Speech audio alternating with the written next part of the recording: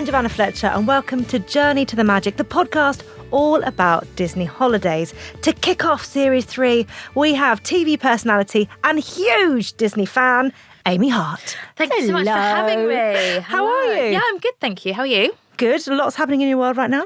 Lots happening in my world right now. Definitely was supposed to be in Disney right now, but then got pregnant. Oh, so you've done the next best thing. Yeah. Come talk to us about Disney holidays. Yes, had a whole 2-week trip planned in January. But I'm still trying to convince my boyfriend that we need to go on our honeymoon minus baby, because I'm trying to convince him that you need to do it as adults before you have to go back to doing all the queuing up for the meeting characters and all the little rides and stuff. So I went to Walt Disney World on my honeymoon. Mm-hmm. So we'd had 2 destinations. One was somewhere in St. Lucia. The other one was Walt Disney World. And I found out I was pregnant with my first the day we were flying out to Disney. Oh, no. Yeah. I mean, great news. We're babies or Disney. No, but for me, I remember we surprised my in-laws. And I can remember my father-in-law grabbing me at the airport and going, we're going to go on so many rides. And we were like, no, we're not. It's going to be slightly different. Oh, and you've got that whole thing ahead of you, actually, of having somewhere that you love and seeing it fresh through the eyes of your child. Yeah, my dad went there in the 80s because basically him and his mates were going to book a lad's holiday to Spain or somewhere. Went and got all the holiday brochures, went to the pub, and then he woke up next day with an invoice for a holiday to Orlando that had been booked. So him and his mates went, and my dad absolutely fell in love with it. So he took my mum on their honeymoon. Oh. And then when we were kids, they saved up for 2 years to take us because they wanted, and it was this only time we're ever going to go. Anyway, we ended up going every 3 years. Oh, really? How old were you when you first went? So I was 7 and my brother was 4. Oh. And that was the perfect age because it was still Sam could still go on a lot of stuff, but he also really believed, he really fully bought into all of it. Oh. And how many times do you reckon you've been in total now? So I've been on 8 holidays. And then if I ever did a 4-day Orlando when I was cabin crew, I would always be everyone would be oh, can we go to another park we won't name? And I'd be no. We're going to start off at Animal Kingdom in the morning, and then we're going to park hop over to Hollywood Studios to do Fantasmic in the evening. Thank you very much. I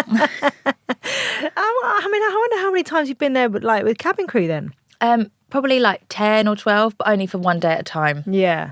Yeah, I just love that basically you gave yourself the job that could really get you in those parks exactly. a lot. And 4-day Orlandos weren't very common, but I always used to be for them. I did one over my 21st birthday, actually. So my 21st birthday in Hollywood Studios. Oh, that's lovely. Do you miss flying? So much. It's traumatising. How long did you do it for? 9.5 years. Wow. And I was a cabin manager, so I was in charge of the aircraft. I could make people's day. I was Cilla Black on Surprise, Surprise. If I had loads of spare seats in business class, I'd be trying to find people whose anniversaries it was or birthdays it was to upgrade them. And if people were drinking wine, they really liked it. Do you want a bottle to take off with you? And I was just say it makes my day if someone gives me an extra can. I've got to say, yes. Because wine it comes in cans at the moment on planes that I've been on. If they give me an extra one, I'm just thank you. I always used to say in my briefing, if it's not nailed down, give it away. You can't have it, so you might as well give it to someone that can. And if you can do something nice to make someone's day, then do it. I mean, you must have seen a lot of things when you were on flights. Yeah, I'm trying to think of ones that I can tell. One thing I'd love to ask actually, because I've just come back off a flight and there were so many babies who were really unsettled. Yeah. For you, what is your best way of getting through? I would just say, try just not to care. And that's really hard to do. But I remember I was working in business class and they had a baby crying.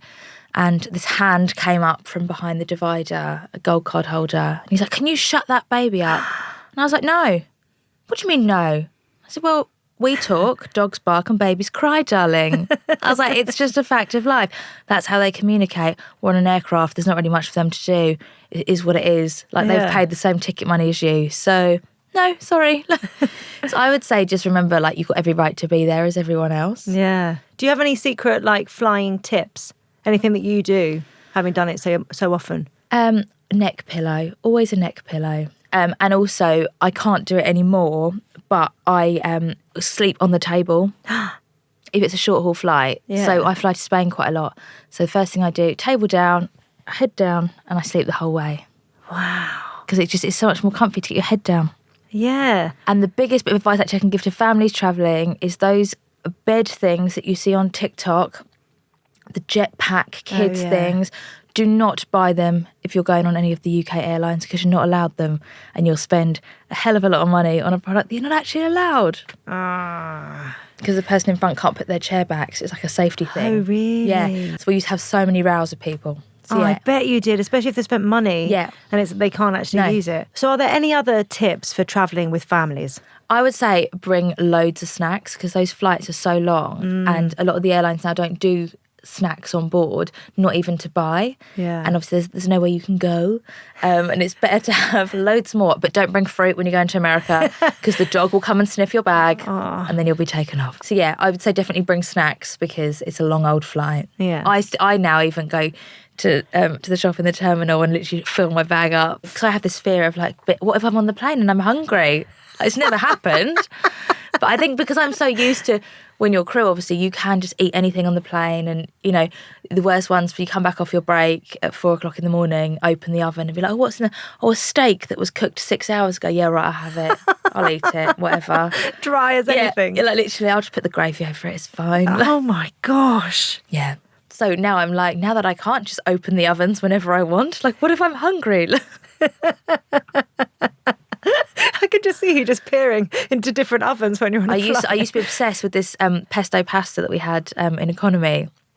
Where I was cabin manager, I always have to get on at the front because I worked in business or first and like sort out the flight crews, sort out the engineers and stuff. But the first thing I do as soon as we get on front and back, before they used to do the shuttle in the Caribbean, so they come off and decater the aircraft. Right. And if the caterers hadn't been on yet, I'd be finding out like, can you quickly check? They're like, yeah, there is a pesto pasta that was obviously cooked as they left London like 9 hours ago. I'm like, yeah, cool. Can you just get it out for me? Thank you. I'll reheat it in the microwave. Good about it? Just loved it. I'm just greedy. Just greedy. Like I used to have to say to myself, Amy, like you've got another St. Lucia next week. This pasta will be on it again. You don't need to eat it. Just like your food. Yeah. Yeah. I do. Yeah. Just your overcooked pesto pasta on an airplane. Nice. Crusty. 9 hours in an oven. I don't mind you coming over and me cooking your pasta. You've got no standards. So that's flying. What about packing? Because it's such a massive part of going away, especially if you're flying anywhere. Because I've got the trips to Cornwall that we do where I just shove everything into the car. But when you're flying, it's a different kettle of fish. So I am a bit spoilt because from the age of 18, obviously being crew, you don't have to abide by any weight restrictions. What? So like once did a 4-day Vegas and I had a 31 kilo bag because I had like 27 dresses with me just in case, like, you know. But for that reason, I used to be a really awful packer. Yeah. So I just throw things in because you get back from a long haul in the morning, then you go and sleep all day. So my case is still in the car at this point until my dad goes and gets it out because I'm so tired, I can't do it. And then you've got to repack it again for 2 days later. Yeah. And the amount of times that like I would get to Orlando and I would have forgotten pants or shoes. The amount of times I've worn a maxi dress with my crew shoes into the mall in Orlando to go and buy a pair of flip-flops. So funny though, because you would just assume that you'd be really good at it because you were doing it so often. Yeah, but because you're only there for sort of 1 night or 2 nights, it's like, you know, if I forget anything, you just get it's really not the end of the world. Yeah. Like, you know, and there's 9 other crew that you can borrow off. And most of the places you go, like every hotel's got a hotel gift shop. So if you really want to pay £15 for deodorant, that's fine. You can do that. But that is a massive thing, isn't it? Because so often we are travelling to places that you can buy things. So the worst comes to the worst. Like if you can't pack your nappies, buy some when you get there. But now I've become a real minimalist packer. Because that was the other thing. So when I used to go on holiday, the night before, I'd just be chucking random stuff into my case. Yeah. That random layer of rubbish that then stays at the bottom of the case forever. But I've got a lot better, and I've also started to plan my outfits a lot more so that, like, I don't have to take 7 pairs of heels for a 7-night holiday because that's what's heavy. So now I sort of just have, like, because I never wear them all anyway. But with Disney, I did plan all my outfits out. I wear Havaianas around the park, and everyone goes mad on my Instagram. They're like, how can you wear those for 14 hours instead of trainers? But I would rather have a slight bit of uncomfortableness at hour 12 than a wet trainer. Oh, a wet trainer is never good. No. I like a light play suit and a pair of flip-flops that's going to dry really quickly, just so I'm not uncomfortable. What would you say is your favourite ever holiday? A Disney holiday, yeah. Can you remember a specific trip, though? We went for my brother's 21st, which was a really special trip because it was the first time that we could do everything together, if that makes sense, because he was 21 now. So, we could all go and, we went to the bars and stuff, because you can't even go into a bar, can you, if you're not 21? And we did Drinking Around the World for the first time, but we didn't do it properly this time when I made everyone do it very militantly. Did you? But I'd say that's probably the one, my brother's 21st trip. But I did the itinerary for the first time last year when we went, and there wasn't many rest days in it. Really? And my mum was a bit like, we normally have more rest days than this. And I was like, well, I'm sorry, there's just so much to do now. That's the thing, there's so much to do. We actually had the same thing the last time we went. We were like, we're going to have loads of time just by the pool. But there's also that feeling of, we've saved up for this, or, this is our one time to do it. We want to do everything.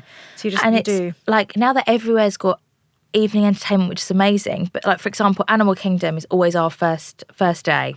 And everyone goes mad again. Well, how can you not go and see the castle? And I'm like, why? Is it being ripped down in the next week? Like, as far as I'm concerned, it's still going to be there when I go on Monday. So why Animal Kingdom? Because it's chilled park. Yeah. You've been up since 3:00 in the morning with jet lag anyway.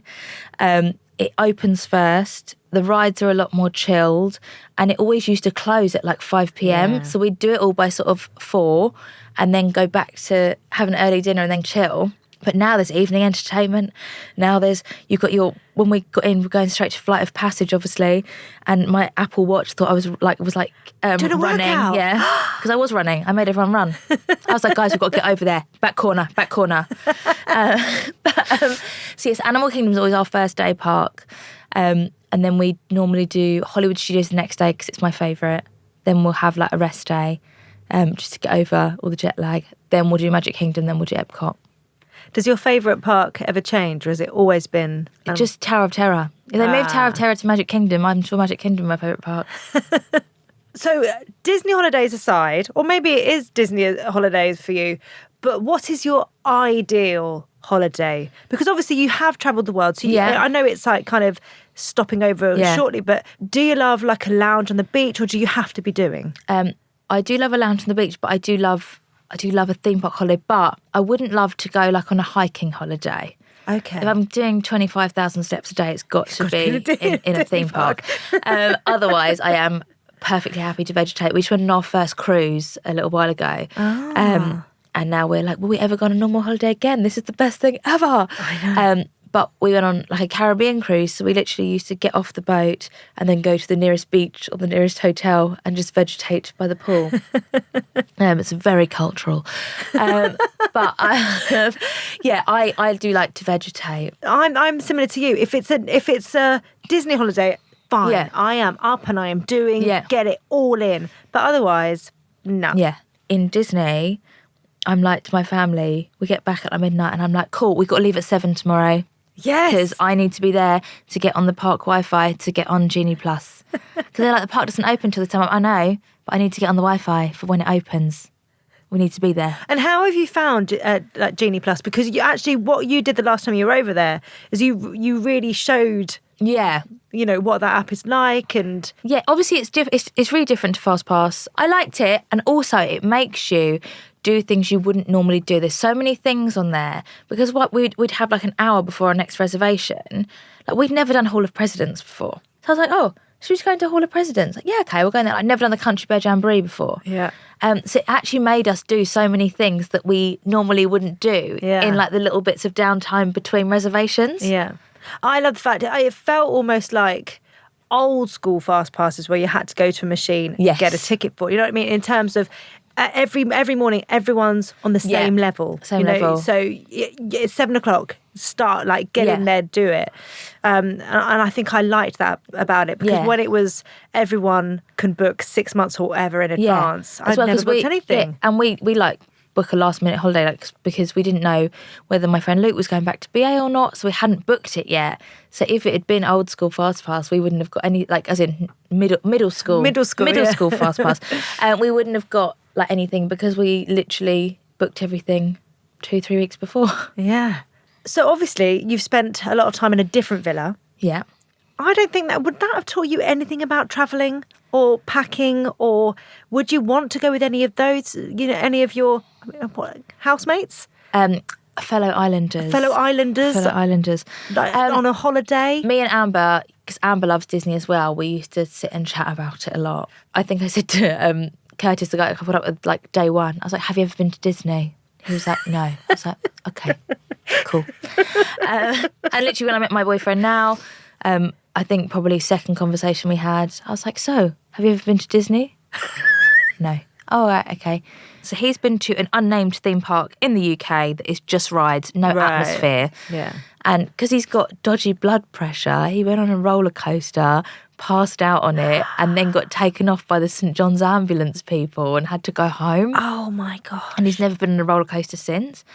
So I'm like, but Disney's not just roller coasters, Sam. There's parades and there's other rides and there's shows and like there's different things, because I love the atmosphere and the music and the smell and just that everything is so tied in together. But yeah, I'm trying to convince him that he's going to be fine. But it's actually perfect. So I always said, because my mum and dad are both massive ride people. Yeah. We obviously were 2 and 2, 2 adults, 2 children. Amazing. So when you say to me, how many kids do you want? I always used to say, well, I'll have to have like 2 or 4, because who sits on their own when you go so true. To a theme park? But now, because everyone used to go, well, the mum holds the bags. I'm like, this mum doesn't, darling. But now I can have 3 children because Sam doesn't want to go on the rides. I love that that's factored into your plan. Yeah, and he's like, well, what if any of the kids don't want to go on the rides? I'm like, it's not an option, Sam. Okay, I think we've already established that you're a very big Disney fan. Yes. Has Disney always been a part of your life? Yeah, we've always watched all the films and stuff like when I was little. Obviously, because now kids are so spoiled, aren't they? As mine will be, in that you can literally go, what Disney film of all the Disney films do you want to watch? And they're all there for them to watch, like, because they're all streamed. Whereas, like, when we were kids, like, obviously you had your selection of VHSs, and if you didn't have it, so Disney sing-along songs I had, like iconic, still on YouTube, absolutely love it. And my granny had the VHS of Mary Poppins, so we watched that every time we went round there. So we loved that. The Walt Disney Company celebrates 100 years this year. What is your favourite Disney memory? The first time I ever saw Fantasmic, I was just like, oh my God, this, and I make everyone go every time. Mum's like, we've seen this so many times. I'm like, but we have to, like, how can you not? Yeah. I watch sometimes as well, if I've got like 40 minutes to get ready and I can't be on my phone, I'll stick Fantasmic on YouTube, because I know that when you get to like a certain part, like it's time to be, like, my makeup needs to be nearly finished by now. So I just love it all. Yeah, the whole thing. The whole thing. I mean, I'm going to ask this, but I know the answer really. Would you say that you play it by ear, or do you plan? Oh, I plan. Like in the run up to our trip last year, I was watching different videos from it's like annual pass holders that do weekly videos, like Genie Plus updates, like park updates, what rides are open, what rides are under maintenance and stuff, what's the best way to use your Genie Plus, like what rides, do you do Slinky Dog Dash and then run for Rise of the Resistance, or do you do it the other way around? Like, but yeah, I've always been like a planner. Like I put something on Instagram about how I'd been planning our holidays to Disney for 15 years or whatever. And someone was like, this is a lie because you would have been like 14. And I was like, no. And my brother commented, like, as her brother, I can confirm this is not a lie. She was a weird child. Like my favourite thing to watch when I was a kid, do you remember they used to do the free video that you could phone up for? Yes. Like the Disney video. Yeah. I would watch that over and over and over again. Have you ever done Disneyland Paris or a Disney cruise? Yeah, I haven't done a cruise yet, but I would love to now because I love cruising and I love Disney. But Disneyland Paris, I did do a couple of years ago. It was really nice, and I went on Space Mountain. I was like, yeah, this will be fine, Space Mountain. And then like, the overhead restraint comes down. I'm like, what? What is different? What is this? But my Space Mountain story from Walt Disney World, the person before me had spilt their popcorn in the footwell. They had got off, obviously, and nobody had seen it. And I just got on and I thought, I don't want to wait anymore, so I won't tell anyone, it's fine. So I'm like screaming, and a piece of secondhand footwell popcorn on one of the drops, a piece of secondhand footwell popcorn went into my mouth.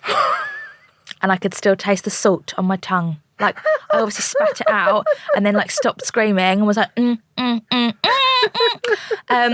but I could still taste the salt on my tongue. Well, was it salty popcorn or was it just salty from some I don't know. on the floor? I don't know. I hope it was just the person before me that was. And I came off. I said to the cast member, I was like, "Excuse me, there's Footwell popcorn in there." And he was like, You've called it Footwell popcorn. Secondhand Footwell popcorn. Like literally horrendous. Oh, and I've got another Disney tip. I'm just thinking, it's now my vlogs are all coming back to me. Don't take your popcorn on Space Mountain. Don't take your popcorn on Space Mountain, please. If you sing, you get your parking for free. I saw this on one of your videos. Mm-hmm. You tested it. We tested it. We made Luke test it. My husband. We're like, Luke, sing to them. And he was like, let it go, let it go. And then I went, yeah, go on then, go. Because they have like pixie dust, don't they? They can do nice things for people. Yeah, exactly. But people kept saying to us about it. But you obviously don't get a receipt, so you can't like park hop. Okay. So don't do it on a park hopper day. Okay, I understand. Talking about days, would you like to go with me on your dream Disney day? I would love to. Thank you. Let's go back. So there are no rules. You can go wherever you like, Walt Disney World, Disneyland Paris, or on a Disney cruise. Yeah. Which one would you like to go for? Walt Disney World. Walt Disney World. Makes sense. You can stay wherever you like. See, I've never stayed on property. So I think I want to give the Grand Flow a go, obviously. She's a beaut. Aim high. She's a beaut. Okay, so we are waking up at the Grand Floridian. What are we doing first on our Dream Disney Day? So today is a park hopper day. It's the best of. So it's the last day of your holiday. Yeah. We're going to do all 4 parks. Yeah. Obviously, because it's just you and me, it means I don't have to put up with my dad, my mum, and my brother's favourite ride as well. Because what we used to do was... What's their favourite ride? Well, no, because you go to each park and everyone picks a ride. And then you go to the next park and everyone picks a ride. And then go to the next park and everyone picks a ride. And you just try and get it all done. Sometimes... That's a great way of making sure that everyone's done the thing that they love doing. Yeah. And getting everyone to do things that they maybe And wouldn't. sometimes, me and my mum both love Rock and Roller Coaster. Yeah. Also as well, because you do it strategically. Because I know that my dad will pick Tower of Terror. So then I can pick something different because I know that he's already going to pick mine. Sometimes you don't have to do all 4 rides because sometimes there's double ups. Yeah. But so we'll probably start at Animal Kingdom. Still on your dream? Okay, you warm yourself up still. Yeah. It opens at 7:30 a.m. now. We're going to do Kilimanjaro safaris. For your queuing time, you get a lot of payback because it's a long ride. Yeah. So it's a really beautiful ride to start with. Yeah. So we're going to go on Kilimanjaro safaris and then we're going to go over to Epcot. Okay. And we're going to do Test Track. I don't know how we get in between. We've got one of those like minivan things. Honestly, you don't. on your Dream Disney Day, we do blink travel. I've started calling it. Just blink and you're there. So we're going to go to Epcot and we're going to do Test Track. Okay. And then we might pop over to Mexico for an avocado margarita and a quesadilla. Because I like to graze. I don't like a full sit down breakfast because I'm a snacker. Right. Okay. I like a bit of everything. Then we're going to go over to Magic Kingdom. And then whilst we're there, we're going to watch the parade. Yeah. 3 o'clock parade. Do you find your spot way in advance or do you just happen to be walking past? No. Yeah. And I have some strong views. I know. On parade etiquette. Yeah, and I don't know if I agree with you. No. No. Obviously, if your boys want to stand you say out, your that's rule, fine. though. You say your rule. So my thing is, if you're right at the front on the curb and there's loads of people behind you, especially kids behind you, you don't then stand up. Like it's like a tiered seating. You sit on the. But I understand that lots of people say they like to get their waves in to the characters. Because that's the thing, actually. Because if you're really low down, I would feel like I'm not a part of it because I'm really low down. But if there are kids behind me, I would definitely be like, come on in, kids. Sit with my kids. You can eat their popcorn, whatever. Yeah. But I think that when I saw you say that, I was like, oh, I think I'll upset Amy. If I was in a parade, or not in a parade. It wasn't for me really because I obviously was stuck because we weren't at the front last time. We were like a couple of rows back, so it was fine for me. But it was just like little kids that had been waiting like on the curb for ages, and this girl came and sat in front. And then she like stood up in front of these like little kids. Oh, I think awareness is the biggest thing, actually. And it's that shared experience that makes it even more magical. Yeah. We used to like finding like a railing to sit on, like slightly further back. Disneyland Paris, we used to go right up to Small World, like for the start of it. Oh, really? Yeah. I do like being near the start of the parade. Interesting. Yeah. Because then everyone else is all waiting for the rest of the parade and you can run to whatever ride you want to go on. So we're going to watch the parade and I'm going to get one of those Mickey cookie sandwiches. Nice. Obviously, nice. you can have whatever you want. I'll go for a banana covered in chocolate sprinkled Nice. nuts. Thanks, yeah. And then we head over to Hollywood Studios. We go to the Brown Derby for dinner. Nice. By the way, no one's ever taken me on their dream Disney. No, so I'm really glad that I'm really being considered as well. Thank you. Thank you. So I didn't want to force you into having a cookie sandwich. It's not for everyone. The teeth. Biting into ice cream. So then Brown Derby for dinner. And of course, if you go to the Brown Derby, you get your priority seating for Fantasmic. This is so well thought through, even though I could have just got you on there anyway. I know, Okay. but I do like the Brown Derby as well. It's really gorgeous. But actually, I changed my mind now. We're going to quickly go on Mickey and Minnie's Runaway Railway because So good. I will admit I was a big great movie ride kind of gal. Yeah. So I was like, oh, it's now a Disney ride. Okay, whatever. Okay, cool. We'll go on it. You know, it's here. It's half an hour queue. Might as well go on it. I literally came off it. I was like, what majesty was that? That was amazing. Amazing. Just goes to show though, we can be so scared of change. Change. You know, and we want to honour what was there before. But actually progressing. Yeah. And you know, it's And it wasn't what I expected at all. I thought it was going to be like the Great Movie Ride, but when they're like spinning and everything, I thought, wow. when Daisy's doing her dancing with you. Yeah. So we're going to go on Runaway Railway. Then we're going to go to the Brown Derby. Then we're going to go and watch the early show of Fantasmic. Any snacks while we're watching Fantasmic? I know we have just eaten in Brown Derby, but Maybe we'll fill up our ceremonial popcorn bucket. okay. Souvenir popcorn bucket. Nice. It's ceremonial. Are we I've been buying presented with it. Here you are. Any like nice merchandise from? I can't help myself when I go and see What, Fantasmic. The light up wand? ears, or do they just annoy you? I just have never had them. So maybe now I'm with you. Maybe this will be my day for some light up ears. I'll buy you some light Thank up you. ears. Yeah, Thank there we you. go. And then I've done it slightly different way around, but it's just so we can let our food go down from the Brown Derby. Yeah. And then while the second show of Fantasmic's on, we'll do a quick pit stop to Rock and Roller Coaster and Tower of Terror, and that's it. I love it. If it's like extended hours and there's a midnight fireworks, we could pop back to Magic Kingdom for the fireworks. Why not? I've got such a clear memory of the last time we watched the fireworks at Magic Kingdom and just seeing this family who weren't young either. It was an older family, just with their arms complete, like embracing whilst watching the fireworks. And like that's living, that's enjoying it, that's being in the moment. I have loved your Dream Disney Day. Oh, thank you. Thank you for very, coming along very with much. me. Right, are you ready for a little game? Yes. This is the Lightning McQueen Quickfire Round. Okay. I'm going to give you two options. Yeah. At lightning fast speed, and you have to say which one Okay. you want. Right. Elsa or Minnie Mouse? Minnie Mouse. Mickey Waffle or Mickey Ice Cream? Mickey Ice Cream. Thrill Ride or Character Meet and Greet? Thrill Ride. Poncho and Water Rides or Get Soaked? Get Soaked. Planner or Play by Ear? Planner. Flight of Passage or Tower of Terror? Tower of Terror. I do like Flight of Passage, though. It's a very good ride. Disney merch or holiday attire? Oh, Disney merch. I do buy like a lot of like mugs and stuff. Dance the Parade or video it all? Now dance. I've learnt the error of my ways. Do a bit of both. Thrill Seeker or Bag Holder? Thrill Seeker. Parks by day or parks by night? By day, I think. Yeah. Thank you so much. Thank you. It's been an absolute joy to chat to you. Yeah, I and loved. It's nice to be able to chat to someone that actually like loves it as much as me. properly geek out. Well, thank you for sharing your Dream Disney Day with us, and I'm so glad that you chose me to be your companion on your day. Always. Thanks. Now, those of you who've tuned into the last two series of Journey to the Magic know that each episode ends with news, hints, and magical tips from our resident Disney expert.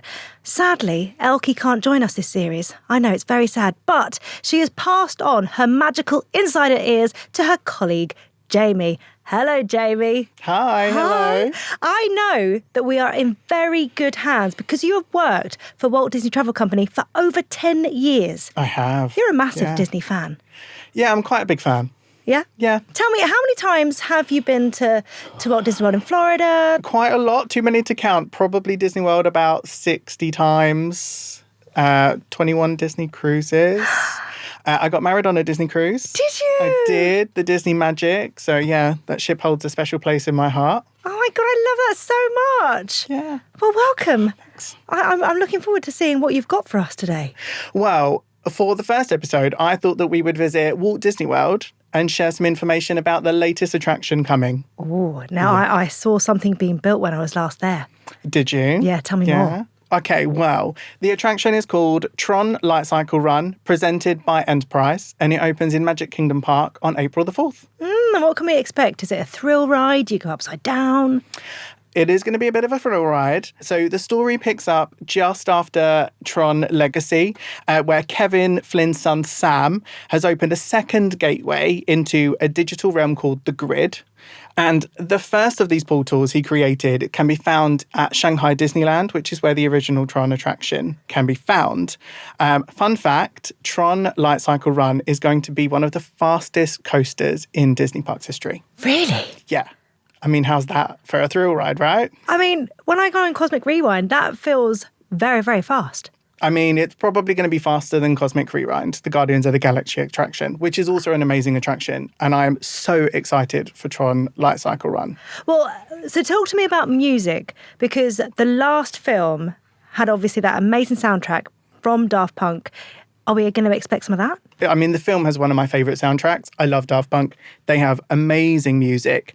And another fun fact, it was actually recorded at Abbey Road Studios here in London. Oh, so a little bit of us Brits over there, in a way. Yeah. We're involved somehow. Always. We're always involved, aren't we? Always. That sounds absolutely amazing. And that's in April. That is April 4th, Magic Kingdom. And when you enter the queue at Magic Kingdom, you're going to be digitised and transported into the Grid for a special light cycle race. So you'll be on Team Blue and you'll be facing off against the Grid's menacing programs, and they'll be Team Orange. And your goal is to be the first to get through 8 energy gates. How does that sound? Sounds amazing. Yeah. Now, you won't have to brush up on your Tron knowledge, but personally, I will be. So I'm going to be watching Tron and Tron Legacy, which is available on Disney Plus. So yeah, when I go and experience attraction, I'll be able to experience it and really understand it in all of its glory. Okay, Jamie, I've heard that you've been searching for the UK's biggest Disney fan. Tell me more about this. So to celebrate Disney's 100th anniversary in 2023, Disney Parks have given everyone in the UK the chance to compete for the title of the UK's biggest Disney fan. I know, I want to do it myself. What does it entail? So whether you're a fan of the parks, films, or just pure Disney magic, we've asked to hear your story and why you wanted to compete for the title of UK's biggest Disney fan. And from all of the entries, we've whittled it down to 10 finalists and their families who will win the ultimate Disney Parks holiday this Easter. But there's more. There's always more. How? How is there more? Well, I'll tell you. So they are going on an epic holiday which include visits to Disneyland Paris, Walt Disney World Resort in Florida, and a stay on board Disney Cruise Line. No. Yeah. And during their 10 magical days, they will compete in 10 different challenges throughout our parks and on board the Disney Wish, which you've been on. I have been on the Wish. It's magical. Have you been on that yet? I have. Oh, it's so amazing. beautiful. Oh. Yes. But these challenges will culminate in one of them being titled the UK's biggest Disney fan. Wow. So all 10 finalists and their families go on this trip and then they compete. They do, yeah. I mean, it's a once-in-a-lifetime experience. Honestly, I wish I could do it myself. But if you do want to follow the finalist journeys, we'll be sharing all of the challenges and everything that they'll be getting up to on our Instagram channel at Disney Parks UK. So give them a follow and make sure you stay in touch. There's going to be lots of twists, turns, and magical surprises. Oh, that sounds so exciting. Tom will be very sad that he didn't know because he would have entered. You probably would have won as well. Well, it would have been a nice trip. And just like that, we've come to the end of the first episode of Journey to the Magic Series 3. A huge thanks to my guest, Amy Hart, and join me next week when I'll be joined by broadcaster and fellow I'm a Celeb alumni, Kate Garraway, MBE.